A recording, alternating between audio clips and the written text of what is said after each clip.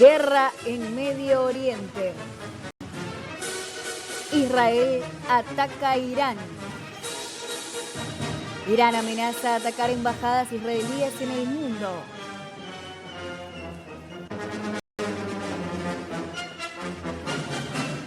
Ya estamos en comunicación con Marcelo Kisilevsky, que es periodista, se encuentra en Israel. Saludamos a Marcelo. ¿Cómo estás, Marcelo? Buenos días, gracias por atendernos. ¿Qué tal? Buenos días, buenas tardes para ustedes. ¿Cómo están? Bien, bien. Buenas madrugadas para ustedes. Es verdad, es verdad.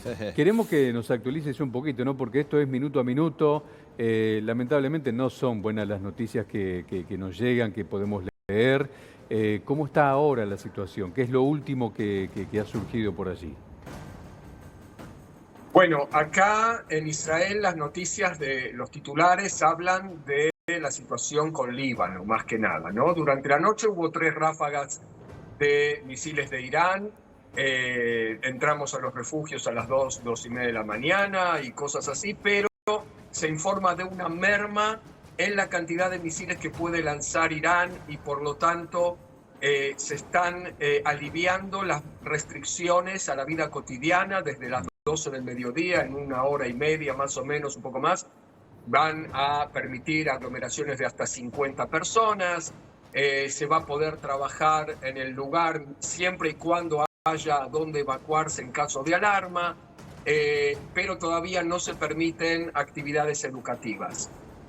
Con respecto al Líbano, se está sopesando la posibilidad de una entrada por tierra profunda, o sea, ofensiva. Lo que está pasando ahora es que se creó una especie de franja de seguridad o colchón de defensa para los poblados del norte de Israel ante la posibilidad de una entrada de Hezbollah por tierra y alejar el lanzamiento. Ahora están considerando la posibilidad de una entrada ofensiva para alejar a Hezbollah, como lo decía el cese el fuego de hace un año, hasta detrás del río Litani, dentro del Líbano. Y ahí, bueno, es un desarrollo importante porque ya el presidente de Francia, Emmanuel Macron, avisó que, escribió en su cuenta de X que llama a mantener el cese el fuego, que Israel no transgreda la integridad territorial del Líbano, etc. Sí. Estas son las noticias a nivel local. Sí, Marcelo, yo quería consultarte por lo siguiente. Claro, vos decías la cantidad de misiles que vienen desde el Líbano son menor, o es menor la cantidad. Esto se debe a lo que está haciendo Israel junto a Estados Unidos, ¿no? Que están bombardeando principalmente aquellos lugares desde donde lanzan misiles. Entonces, lógicamente, se entiende que la capacidad de Irán para lanzar misiles tiene que ir disminuyendo. Esto es por eso, ¿verdad? Exacto. Se calcula, bueno, que ya Irán se ven dificultades para sacar adelante ataques, están siendo muy rastreados y muy monitoreados. Se les están destruyendo, tanto especialmente por Estados Unidos, también por Israel, lanzaderas, arsenales, fábricas de misiles, y por lo tanto ya se empieza a notar al 5.º día de la guerra, el 6.º día que es hoy, la dificultad que tiene Irán para seguir lanzando. Sin embargo, siguen haciéndolo. Ayer hubo ataques combinados junto con Hezbollah. Hezbollah, hay que decirlo, no se está pudiendo pertrechar nuevamente y entonces está gastando su stock de cohetes sin poder renovarlos, pero de todos modos ayer sacaron 3 ataques combinados, Hezbollah e Irán al mismo tiempo. Quiere decir que todavía existe un margen de acción ofensiva por parte de Irán y lo están usando. De todos modos, como decimos, con menos cantidad, menos éxito, ¿no? Marcelo, ¿tienen una certeza de la duración? Porque se hablaba también de 3-4 semanas, de 2 semanas más. ¿Qué es lo que dicen ahí los medios locales? Sí, ahí el ejército bueno, hay que decir que el ejército habla primero, ¿no? Y que avisó a toda la población del sur del Líbano que se evacúe, les dieron mapas y todo, para que se resguarde la seguridad también allá en el Líbano. Lo que dicen acá es que se están preparando para 2 semanas más por lo menos de operativos. Y a partir de ahí, bueno, parece que existe una fase 2 dentro de Irán. Hubo informaciones contradictorias acerca de la posibilidad de entrada por tierra de fuerzas kurdas desde Irak a Irán. Irán dice que repelió una posibilidad de ataque. Los kurdos mismos todavía están desmintiendo que ya hayan entrado, pero sí confirmaron que se preparan. Y por lo tanto, esta cosa de los plazos, que en Israel hoy dijeron 2 semanas más de operaciones, por lo menos, y en Estados Unidos Trump hablaba de 4 o 5 semanas, coincide más o menos con la posibilidad de que ya se pueda pasar después a una fase de acción local por parte de la población iraní, junto con milicias que pueden ser los kurdos, los baluyos, los azeríes y minorías así, en la periferia, para hacer un movimiento desde afuera de Irán o de Teherán hacia el centro del país, allí en Irán. ¿Cómo ven desde Israel, ¿no? ¿Qué es lo que se dice respecto de España, que le ha negado a Estados Unidos el uso de bases militares ahí en la zona, y por lo cual Donald Trump se ha enojado mucho con Estados Unidos? Dijo básicamente que le va a cortar todos los víveres. Pero ¿cómo ven ustedes, no? O cómo se ve desde ahí, desde Israel, esta actitud de España? Bueno, Israel obviamente en sus medios de comunicación está muy ocupado con su retaguardia civil, o sea, los titulares, para que llegue el tema de España, los titulares aquí en Israel, tiene que ser muy fuerte. De todos modos, sí aparece como un país, un gobierno que ya desde el 7 de octubre, hace 2 años, que muestra una hostilidad abierta con respecto a Israel y a todo el bloque norteamericano. Y entonces se ve como una afrenta bastante seria, y frente a una realidad en la que países como Alemania, Francia, Inglaterra, Grecia, que no que fue agredido, sino que está mandando buques para defender a Chipre, a donde se dispararon misiles a la base británica allí en Chipre, y Grecia y Francia están acudiendo a proteger esa zona de los ataques iraníes.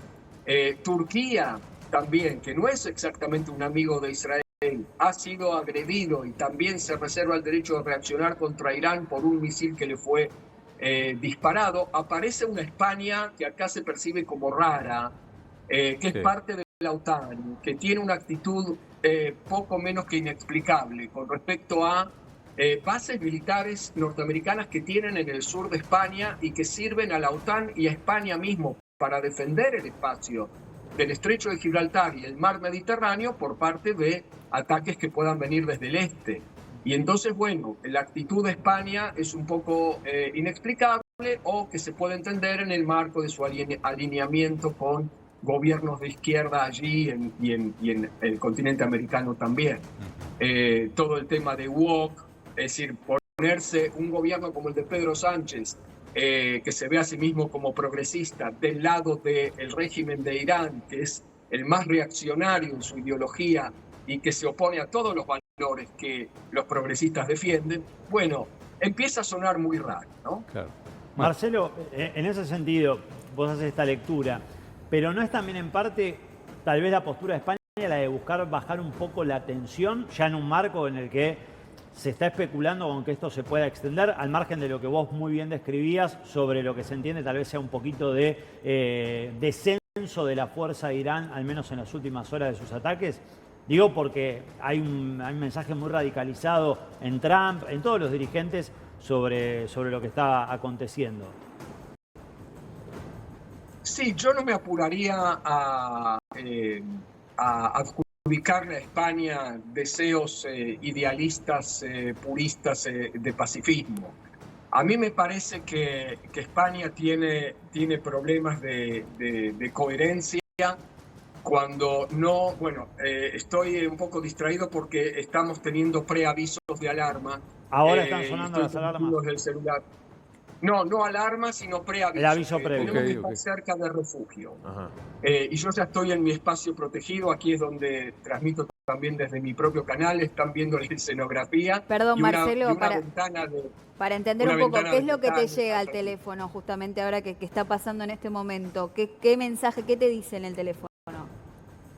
Sí, lo que dice es que se ha detectado lanzamientos desde Irán y que nos llaman a toda la población a permanecer cerca de refugios porque en algunos minutos puede haber una alarma concreta. Es decir, nosotros tenemos 3 avisos en la aplicación de Defensa Civil, que es la primera es un preaviso, acercarnos al refugio, la segunda es entrar al refugio y la tercera es cuando el incidente terminó porque o los misiles cayeron en terreno abierto y entonces no hace falta interceptarlos, o fueron interceptados antes de llegar, pero hay que permanecer un tiempo hasta que nos avisen porque pueden caer fragmentos, no necesariamente del misil hostil, sino del misil interceptor nuestro, que no se pulverizan cuando chocan con el misil enemigo, sino que se rompen. Y entonces tenemos que estar preparados para caída de fragmentos, que eso pueda hacer daño. Ahí, Marcelo, vos en donde estás, vos tenés un refugio,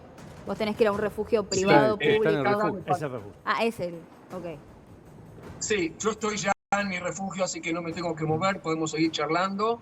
En todos los edificios construidos después de la Guerra del Golfo en el 91 contra Irak, donde Saddam Hussein inaugura esta tradición de guerras a través de lanzamiento de objetos contundentes, para usar una expresión futbolera, todos los edificios se construyen donde en cada departamento tiene que haber uno de los cuartos que se llame espacio protegido, que está con paredes blindadas, puerta blindada y ventana también blindable, ¿no? Que se puede cerrar otra capa de hierro, que yo ya la tengo cerrada, no tengo aire acá, pero no importa, ventilo después. Eso es, digamos, no escuchás nada tampoco porque debe estar aislado acústicamente, salvo, bueno, si llega a caer, ojalá que no, algún misil por ahí cerca sí se debe sentir algo, ¿no? Pero lo que es el ruido de afuera, de la calle y eso, no se escucha absolutamente nada, me imagino. Sí, depende la cercanía de lo que cae. Muchas veces escuchamos explosiones como opacas, que son impactos en el suelo. No sé si están escuchando. A ver. No sé si están escuchando la alarma. Ahora vino el segundo aviso, que es entrar a los refugios. Suena una sirenita en la aplicación con una voz femenina maternal para no asustar a los chicos, que dice Tseva Adom, que quiere decir color rojo, color rojo. Por ponerle un nombre cualquiera, lo definieron así. Tiene su historia, no importa.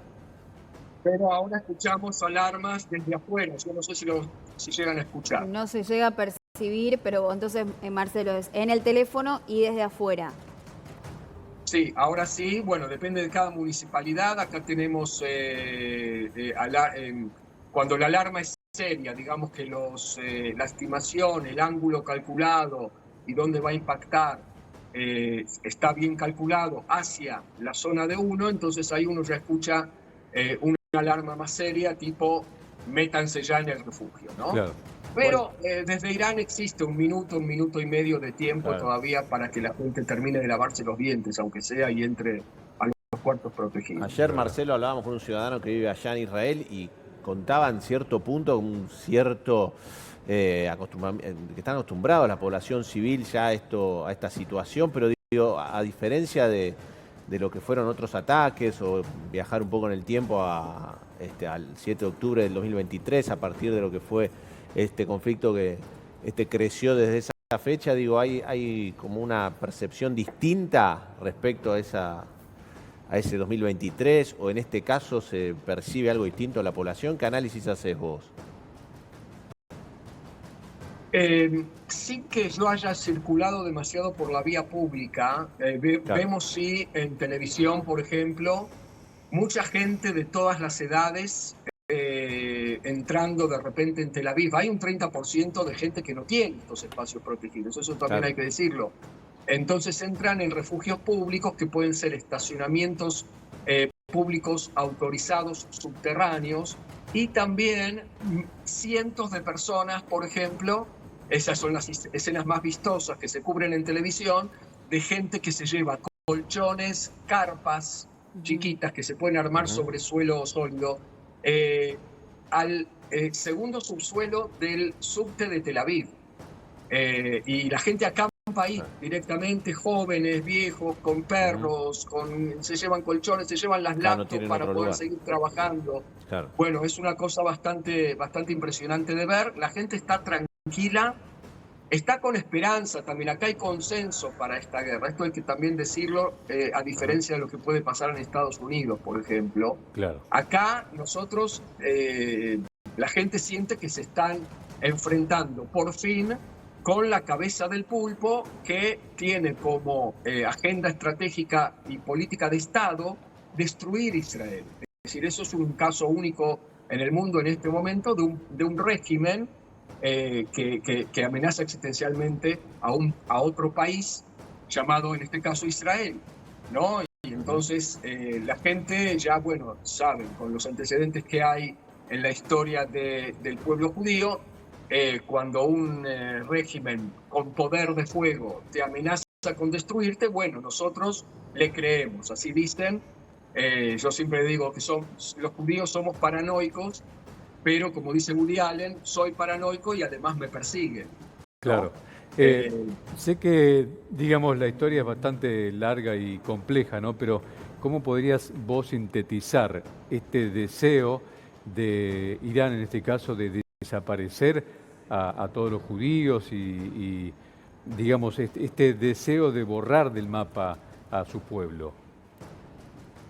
Sí, cuando Irán habla del gran diablo, el gran Satanás que es Estados Unidos, y del pequeño Satanás que es Israel, tenemos que entender un poco también la teología islámica, cosas que en Occidente no se manejan. Claro. Y por eso se sigue analizando todo el conflicto en términos de petróleo, cuando esos son los intereses reales, digamos, de las superpotencias. Eso explica Estados Unidos, Rusia, China, pero no explica Irán. Para entender Irán, para entender a los países islámicos y su ideología, tenemos que entender un poquito de Islam también. Obviamente no tenemos tiempo para desarrollar todo, pero hay que entender que para ellos Israel o para el caso España y Portugal también son tierra sagrada musulmana, porque alguna vez hubo soberanía musulmana, y estos territorios que fueron alguna vez conquistados y que tuvieron soberanía musulmana pasan a ser territorio sagrado, parte de lo que ellos llaman Dar al-Islam, que es la morada de la paz o la morada del Islam, y que no pueden ser entregados a soberanías cristianas o judías, que además son din el-Batl, que quiere decir religiones canceladas, porque Mahoma vino a superar al cristianismo y al judaísmo, y entonces soberanías de esas dos religiones, esos mezclan religión con política, contradice el relato teológico cosmogónico de la venida del profeta Mahoma al mundo para corregir, para superar y para terminar de hacer expiar los pecados de la humanidad, porque Moisés para los judíos y con la Torá, y Jesús con la Biblia, con el Nuevo Testamento para los cristianos, lo hicieron mal. Entonces, para ellos es una afrenta a la mera existencia de Israel, y hoy en día lo mezclan también con ideologías importadas de Europa, a saber, nazismo y fascismo, y entonces los judíos e Israel se convierten en un diablo temible, una fuerza superior de corte maléfico que hay que destruir, ¿no? Porque eso, su existencia contradice la visión de paz mesiánica, claro, del Mahdi, claro, del Mesías chiita. Pero bueno, más o menos intenté hacer un telegrama con todo esto, espero que te haya entendido. Se entiende, y la pregunta venía porque lógicamente mucha gente dice, ¿pero por qué siempre? ¿Y por qué? Bueno, ahí está, digamos, a grandes rasgos la explicación de por qué el fondo de este conflicto, que viene de hace muchísimo tiempo. Bueno, Marcelo Kisilevsky, periodista allí en Israel, te agradecemos muchísimo tu contacto y tu predisposición. Claro, ahora, en perdón, este momento, Marcelo, vos te tenés que quedar ahí, claro, hasta que te llegue otra notificación que diga que podés continuar con tu vida normal, ¿cierto? Exacto, estamos